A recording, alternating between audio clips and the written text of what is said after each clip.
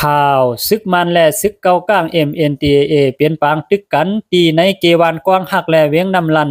กวนออกตางยายื้อตาย2ก่อและหมัดเจ็บ2ก่อเมื่อวานในตับซึกเก่ากลาง MNDAA อันโทษซึกฮอดเผียวมาตรงหนึ่งไว้ปอดในเกสีปอและนำลันนั่นไล่เปลี่ยนปางตึกกันตีในเกวานกว้างหักและเวียงนำลันเสเฮ็ดให้หมักกวางเตอร์ยากากนออกตางไล่ลู่ตายกว่า2ก่อและมีรองบาดเจ็บพาวแห้ง2ก่อว่าไหนปางตึกในไล่เปลี่ยนกว่าในวันที่29เดือนเซปเทมเบอร์ปี2524เขายามกลางค่ำ9:30 นเมื่อวานในเสีย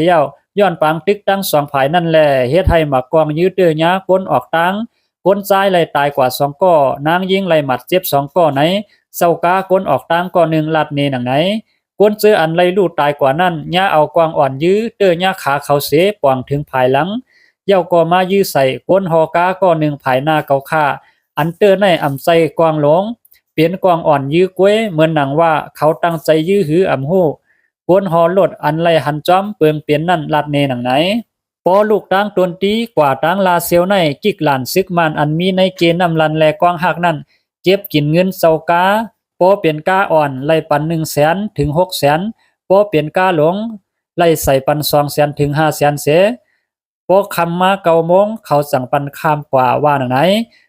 กาอันลูกตั้งตนตีมานั่นปออำปันเงินเขาอำปันกว่า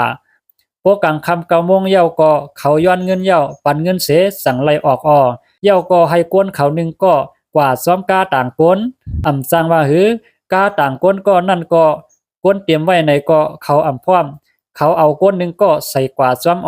เขาฮู้ว่าตีปอดออกนั่นมีปางตึกแลเขาใครเอากวนเมืองเฮ็ดโหตอนตาเขาว่าไหนเย้าก็สืบลัดเนแทงว่าวันที่30เดือนสิงหาคมกลางในเมื่อไหนปางตึกเย็นไว้เสทั้ง2ฝ่ายก็มีรองเคียงแข่งการซึกกันไว้อยู่เสียมกาทางเขาเวียงนำลันก็ถูกอึดไว้เอายามกลางใน7โมงต่อถึงยาม6ค่ำ5โมงว่าไหนยินจมขอบใส่ถึงข้อมูลข่าวเงาแหลมหุ่นใหม่เต็มต่างไว้หนังในคา